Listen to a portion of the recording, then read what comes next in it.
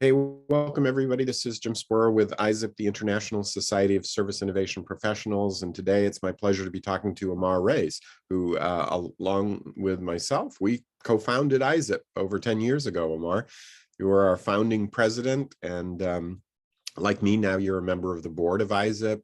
And you're one of these you're a distinguished engineer at Cisco.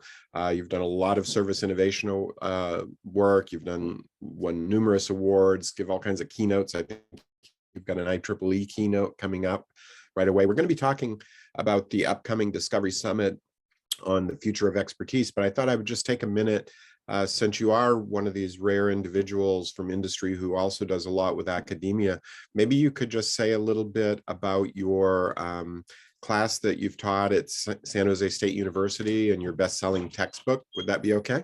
Absolutely. Thank you, Jim. I really appreciate it. So I've been with ISSIP, as you mentioned. I was the founding member or the founding president, if you will, of ISSIP. I working at Cisco right now. I also teach a couple of courses at San Jose State Universities. First course, IoT. Have been using my textbook that has been doing very well with over 2.4 million downloads. So the book is doing quite well. Yeah. And emphasis exactly how to take IoT from the concept into the practical aspect of it. And that's the reason I think it has been successful. I'm also teaching an app development course, how to build apps using Android environment, just to have my hands on and get busy in that perspective as well. I'm also a part of IEEE, a senior member, has been actively publishing and the board of several societies or groups. And I have over 100 publications actually in IEEE. Very good, very good. And I know you've got patents and all kinds of other credentials, but let's talk a little bit about this upcoming future of expertise. We will have a white paper associated with that upcoming Discovery Summit that's on June 29th.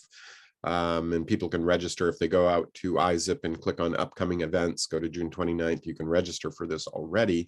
But we're collecting a bunch of position statements from people such as yourself who have positions, thoughts about the future of expertise. You sent out a great list. I refer to it as the mature corporate citizen, you know, having worked at IBM and you having worked at Cisco. These are pretty mature, large IT corporations. So there's some sets of skills and expertise that people need to really fit in well and be productive and achieve a lot of innovation in these companies. And when you sent your list, I said, this works for IBM as well. These are exactly the types of things that we talk about at IBM. So maybe you could just take us through the list. I don't know how you want to do this. We can do them one by one or yeah, absolutely. Let me go through them. And if you have any feedback, please jump in. Okay.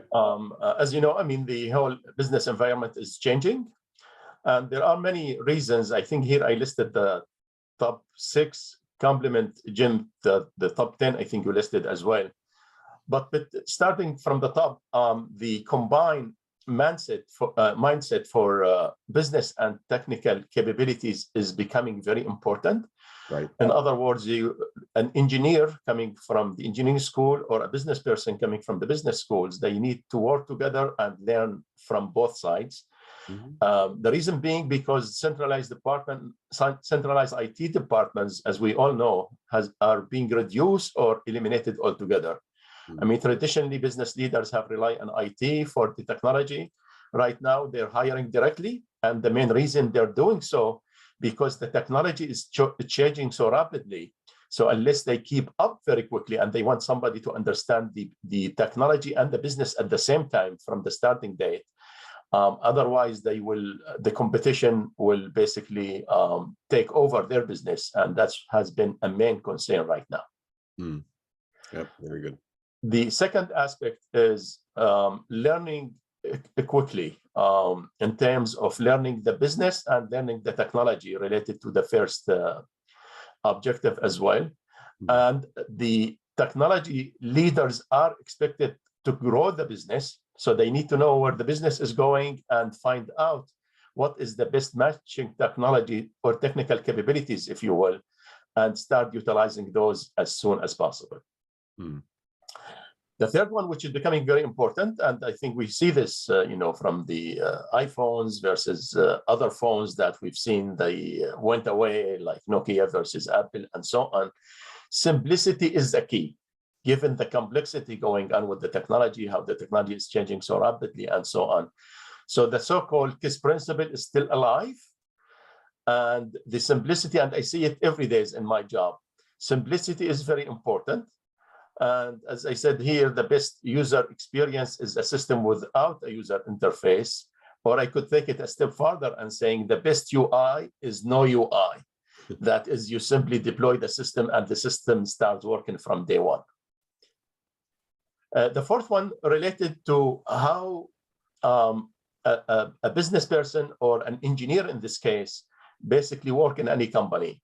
One of the key ideas to support the first three objectives we set in here is seeking feedback.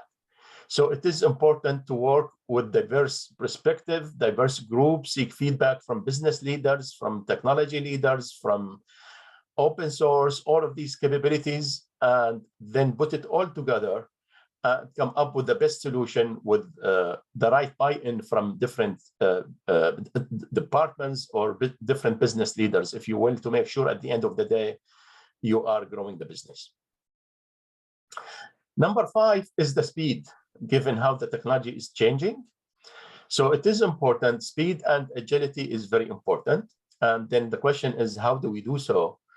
And making sure that we succeed in what we do. So the key here, they mentioned you need to take risk. You need to learn quickly. Prototype, for example.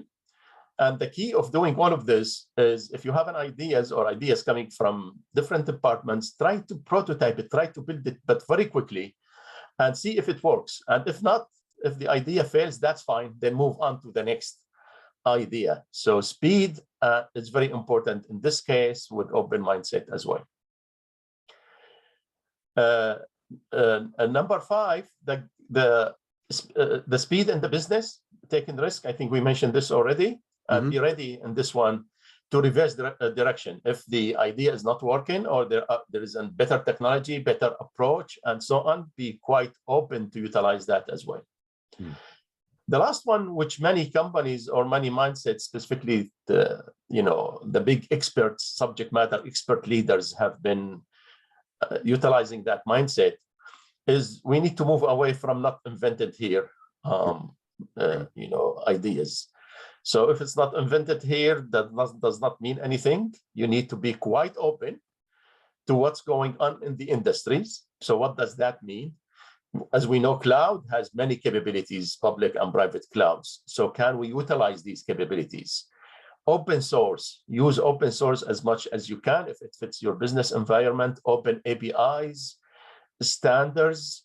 And in order to do so, it's important is to learn what is out there. So unless you know the capabilities are out there in public cloud or whatever it is, has been standardized, have been discussed, have been talking about, wherever the stage is at, it's important to learn that upfront, then to see what's the best mechanism to utilize these capabilities if they match the business direction. Fantastic. Very good. Wonderful. Thanks for taking us through that. And I'll get this up on the ISSIP YouTube and post it under Future of Expertise. Anything else that you would like to share at this time, Ammar? I'm good. Thank you, Jim. Thank you for the time and for the opportunity. I really appreciate it. Okay, great. I will stop the recording.